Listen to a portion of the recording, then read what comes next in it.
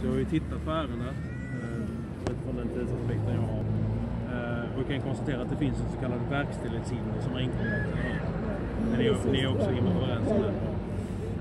Och den ligger ju hos vår förvaltningsprocess som det heter. Det är de som alltså har hand om ärenden som ligger på domstol. Så. Och de tittar ju på den. Och de kommer ju behandla det ärendet. Det är egentligen det jag kan säga idag. Alltså utifrån det. Hur långt skulle det ta det problemet är att vi har ont om tid. Det är så att patienten nu är inlagd på sjukhuset. Här har vi brevet från överläkaren. Ni kan gärna kontakta, eller de kan kontakta till er. Patienten kommer att inte överleva om vi väntar. Det är det som är problemet. Är det här med i verkställighetshinder? Ja, självklart. Det är det brevet som läkare har skrivit till er, inte till oss. Nej, jag vet. Men från december månad det har blivit utvisningen stoppas. Men nu det är april månad. Och hon har inte, när hon har kommit, läkaren har skrivit hon har bara 2 år av livet. Och 2 år sedan. Bara 2 år sedan. Nu det är bara dagarna som det. Du ser det här, det brevet kommer 21 januari. Och det står här, vi har markerat och har sagt utifrån medicinsk bedömning så uppfyller patienten krav för att utredas på eventuella lungkrav. Det innebär att hon uppfyller kravet enligt läkaren. Men det är dock inte aktuellt eftersom patienten inte har ett permanent uppehållstillstånd. Det innebär att på grund av att hon har inte puts, då kan hon inte få det. Och det är det som är problemet som vi har. För att jag är själv EU-kandidat för feministiskt initiativ. Hur kan läkarnas bedömning, hur kan Migrationsverket lägga sig i läkarnas bedömning? Det är problemet att ni kan inte, nu är det läkare som säger att vi kan ge henne svårt, vi kan hjälpa henne och vi kan rädda hennes liv. Och då kan hon leva mer än 3 till 5 år. Men nu kommer att hon dö för att 2 åren har redan gått. Det enda som jag har lyssnat på läkare är att stoppa att inte utvisa. Och vet ni vad? För ni kan inte utvisa henne. Hon har så stora oxygen. Det kommer att explodera på själva flygplanet. Men det går inte heller att låta... Det sättet som Migrationsverket håller på att behandla henne, det innebär att Migrationsverket har faktiskt fattat beslut att döda henne. Indirekt, om du förstår vad det är. Och det är det som vi lägger oss i. För att nu är det, läget är väldigt kritiskt.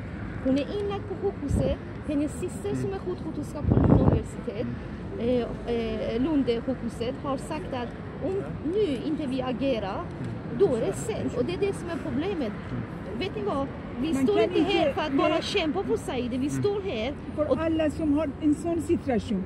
Det är det sättet som Migrationsverket behandlar de som har dödlig sjukdom. Det måste prioriteras. Det har hänt innan, det är december månad, Ahmad från Syrien dog av sin hjärtsjukdom. Och det kunde inte utvisas och ge inte uppehållstillstånd. Men vi måste också tänka på en sak. Saeideh är från Iran. Och det är inte någonting som man kan säga vi vet inte. Jag jobbar själv inom socialtjänsten. Vi är väldigt mycket uppdaterade på vad pågår i omvärlden. Sverige har också förstått att Trump eller USA har genomfört en sanktion mot Iran. I den sanktionen, om man kollar listan vad som är förbjudet att skickas, det ingår också medicin. Det innebär att läkarna i Iran kan inte genomföra operationen. För att om de genomför operationen, då har de inte medicin för att kunna behålla henne i liv. Det innebär att om Migrationsverket tänker på innan, då självklart har varit en annat läge. Men nu har vi en läge att hennes liv är i fara här i Sverige. Men hennes liv är också i fara för att skickas. För att oftast Migrationsverket gör en bedömning att om vi skickar henne tillbaka är det hennes liv i fara. Och då är det läkarna, jag har redan hållit på att skriva en artikel, läkarna, vi har brev från läkarna i Iran att vi kan inte genomföra den operationen. Det innebär att nu är det en dilemma. Jag tror att Migrationsverket tar ansvar. Okej, utvisa henne. Vi kan ta hela den ansvaret från Sverige till Iran. Och sen någon journalisten också vara med. Om hon kommer att dö, Migrationsverket måste ta ansvar. Men det står här. Antingen ni måste agera, inte bara vänta. När man ringer, okej, vi gör turordning, vad menar du? I nuläget bedöms inte tolerera lång flugresa på grund av sin sjukdom. Det är en överläkare. Och då vill vi gärna veta, för att vi kommer att skicka ett brev till faktiskt Läkarförbundet. För att Läkarförbundet har blivit stoppat från Migrationsverket. Och då vill vi gärna veta hur mycket Migrationsverket kan lägga sig i ett arbete från läkare. För att det är det som vi har förstått, läkare ska kunna göra en bedömning. Hade Saeideh varit inte flykting, då kunde inte Migrationsverket lägga sig i henne, där hennes ärende. Och då vill vi veta, vad är skillnaden mellan Saeideh och en tjej eller kvinna som har fått uppehållstillstånd? Är det deras liv? Är det inte lika värde?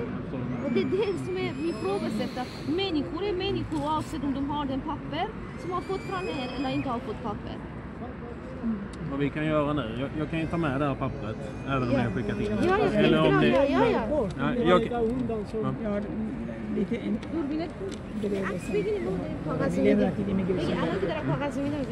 Men jag vill gärna att när du tar den, jag vill gärna, vad heter du en gång till? Martin, kan du vara snäll och kontakta din läkare Jonas? För jag tycker att det kommer att ge er en väldigt bättre bild. Därför det är nuläget, det är situationen, hälsosituationen förvärrades kraftigt. Ja. Och sen vet du vad, du kan gärna framföra till dina chefer. Vi står här idag för att rädda hennes liv. Om det går inte att rädda hennes liv på grund av att ni har stoppat, det betyder inte att vi går hem och lever alla våra fina dagar. Då kommer vi vara flera. För att idag är det mitt på dagen. Vår organisation kommer att polisanmäla Migrationsverket på sånt. Vi framför, nu är det mina kamrater i EU-parlamentet och kommer att lyfta den frågan. Vi kommer att ta med oss andra partier. Det finns partier som Vänsterpartiet som också håller inte med detta. Vi kommer göra stor grej av detta för det handlar inte om Saeideh.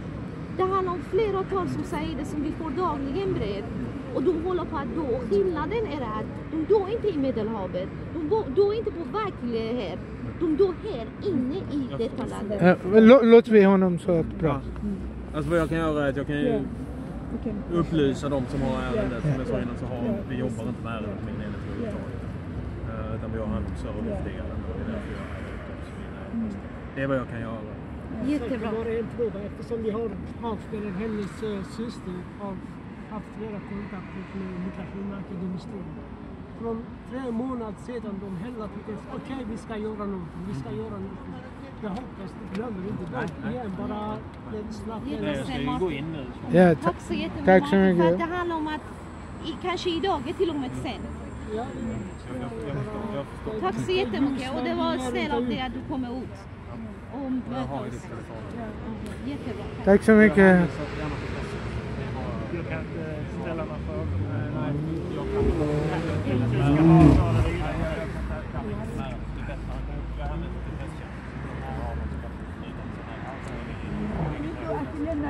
kan.